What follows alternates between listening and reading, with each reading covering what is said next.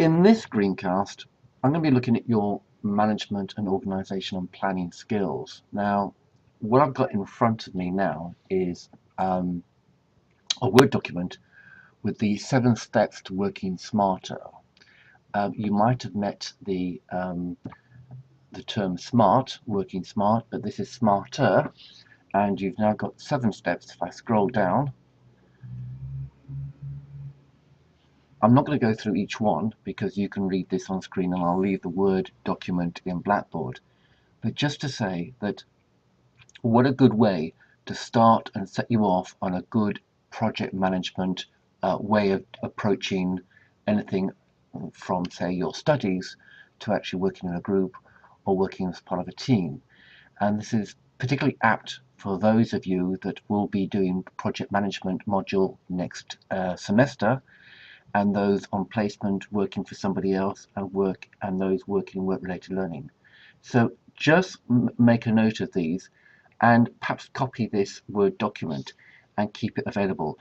I'm going to work down this Word document because I've got something else for you. 6 key skills every manager needs.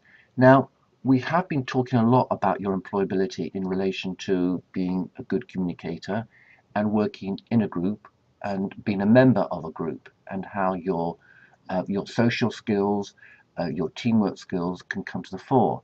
But this is slightly different in that whilst we talk about your management and your planning and organizational skills, I'm trying to shift away from the people skills element.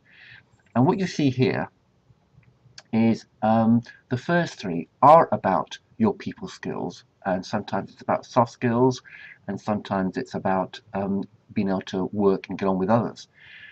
The 4 and 5 and 6 is very much about how you might be effective on your own.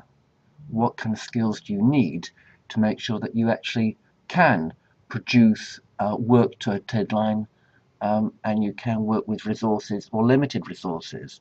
So in actual fact, 4, 5 and 6, although you might feel that these aren't something that you're covered in the module, it's worth thinking about those 3 in relationship to being a good manager, not necessarily a good leader, but a good manager. So let's move on. And the last bit of this page is I liked the literature that it is sitting in the Learning Centre, but I'm not expecting you to read the whole book. In fact, just to show you that there is literature, there is material out there. And this one's called Management Skills, by a series on business and management skills. But if you can look at what I've done with the contents page, it's in 6 parts. So each part contains a chapter, and the first one is what makes a great manager. It may be that perhaps you may get a question like this one day in a couple of years in an interview. You can see from chapter 3 that there is something about management versus leadership, and that's a really crucial understanding in relation to whether you can take people with you on a particular direction, on a journey, or you've got good administrative skills, you've got good resource skills, you're very good about time management, you're very effective around those sort of things. Let's move down. Part 2, creating and shaping the work environment. Again, it's about, look at that chapter 8, hire the right people. So it's about you being effective in different ways. Part 3, communicating, leading and motivating people. Well, that's the people skills thing. So I want to move away from that. Part 4, getting the work done. Again, it's about being effective. And you can see chapter 24, solving the problem of bad meetings. So again, being effective as working with resources, working with limited resources.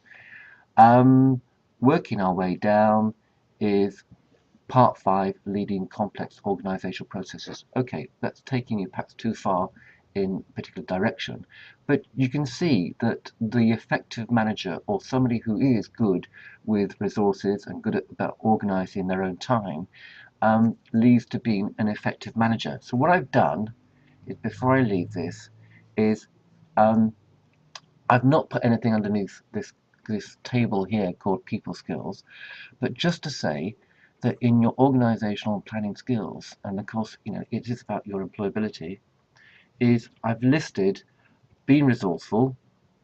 Could you rate yourself? How resourceful are you? And especially when it may not just be necessarily about working in a team or a group, but it may be that you've got your own studies to work with, and sometimes you can't get the material you want, or you've come up with an idea that nobody else has.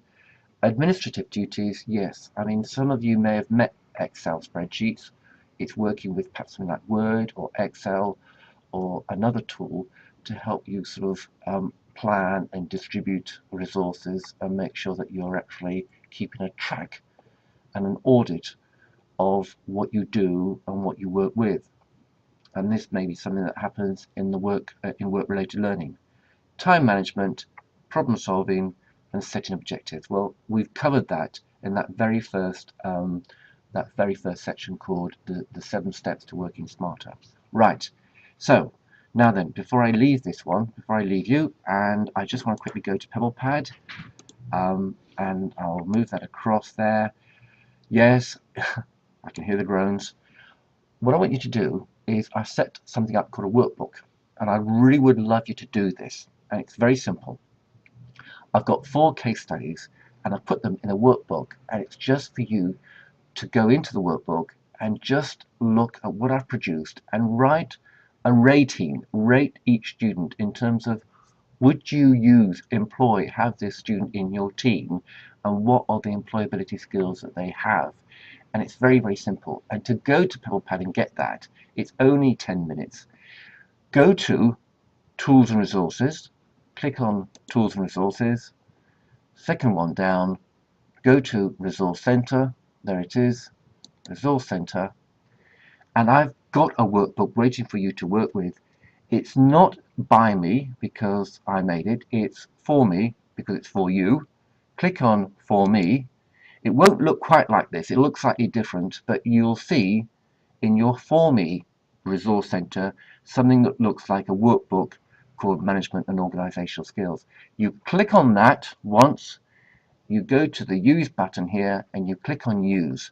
And what happens then is that when you click on Use, the workbook goes from the resource center, you've got it in edit mode. As soon as you hit save, use and save, it then goes into your asset store. So next time you go and see it, it's here in your asset store there. Have a go with it. You know what? When you come to do the portfolio later on, when you produce your portfolio in the spring in semester 2, you could link to this workbook and just demonstrate that you actually have been looking at a range of employability skills, and it might be quite useful. So I hope you do it, and I'll see you soon.